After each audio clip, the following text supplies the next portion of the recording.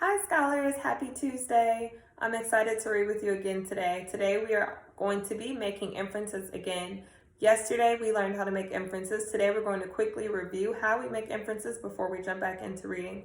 Remember, making inferences means we're putting clues together to figure out what the author doesn't say. We're putting together clues from the text to figure out what the author doesn't say. How do we make inferences?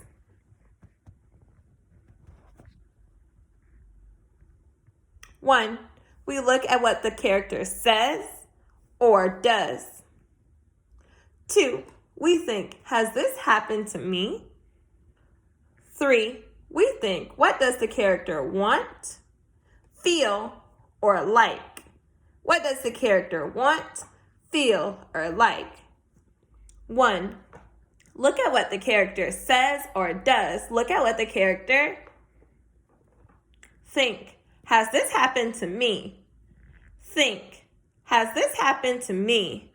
Think.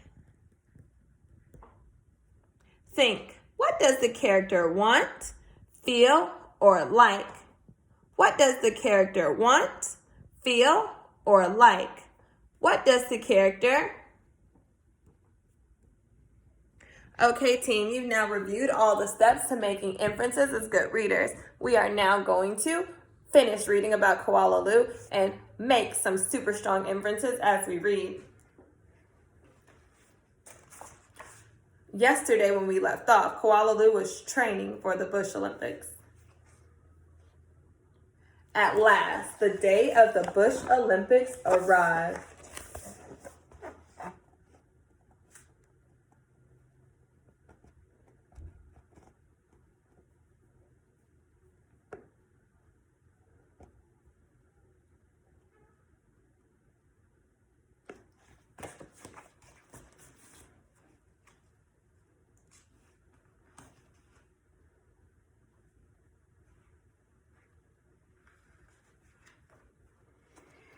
Koala Claus had also entered the gum tree climbing event, and everyone knew how fast she was. But Koala Aloud wasn't scared.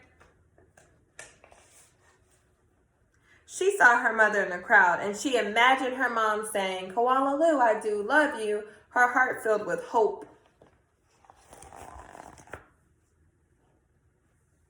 Wow, Koala Aloud was right. Her mother was thinking that she does love her.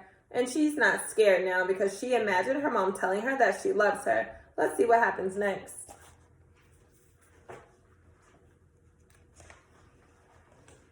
It was Koala Claus who went first. Her climb was a record-breaking 22 meters in 70 seconds flat. The spectators whistled and cheered and wildly waved their party hats.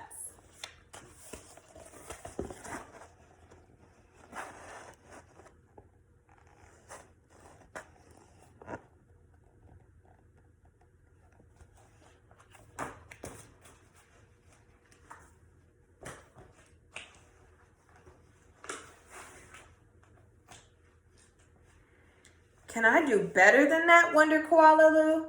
I must. She stepped toward the tree. A hush fell over the crowd. On your mark, said the kookaburra. Get set. Go.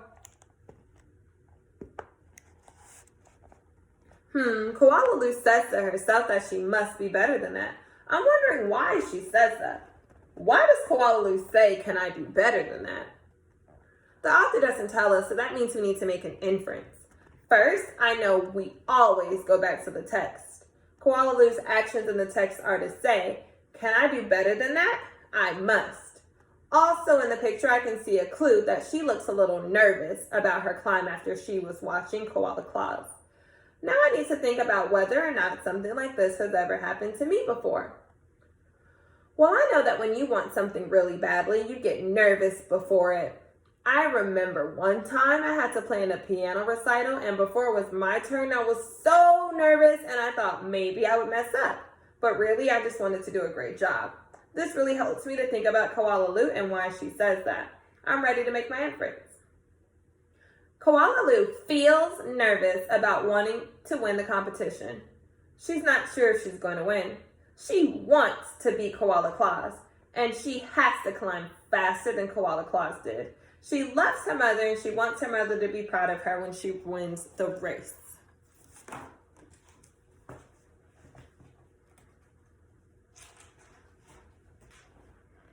Koala Lou leapt onto the tree. Up and up and up she climbed, higher and higher and higher, faster and faster and faster, until there she was, right at the very top. The spectators roared and clapped and stamped their feet.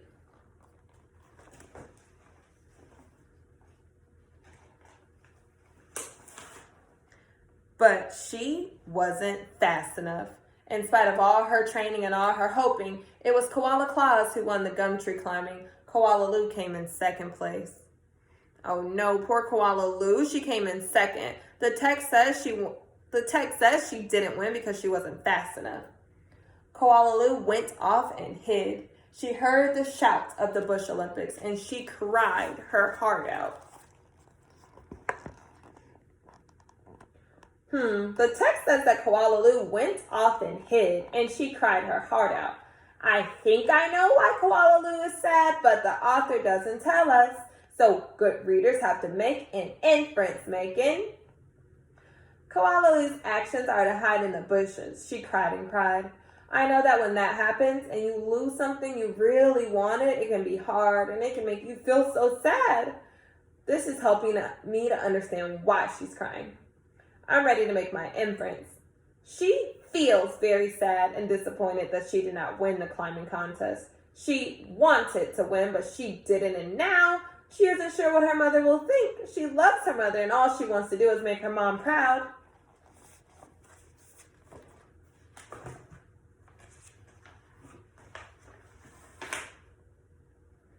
When the first stars of evening appeared in the sky, Koala Lou crept home through the dark and up into the gum tree. Her mother was waiting for her before she could say a word. Her mother had flung her arms around her neck and said, Koala Lou, do I love you? I always have and I always will. And she hugged her for a very long time. Oh my goodness, scholars. I think we just found the solution to our problem after our attempts to resolve. Koala Lou's mom said that she loved her and hugged her. As a good reader, I have an idea why, but I know that when the author doesn't tell us, we have to make an inference. And that's going to be your job. You're going to make that last inference in the story for me as a good reader. You're going to use what the character says and does to figure out what the author doesn't tell us, and to explain what the characters want, feel, or like, using what the character says and does, and thinking if something like that has ever happened to you. I'm super excited to see all of you make those super strong inferences. As good readers today, we focus on putting together clues from the text to figure out what the author doesn't tell us. We read Koala Lou Part 1 yesterday, and today finished off making those strong inferences, and you are going to make some inferences independently on Seesaw. I can't wait to see your work. Have a good day, readers.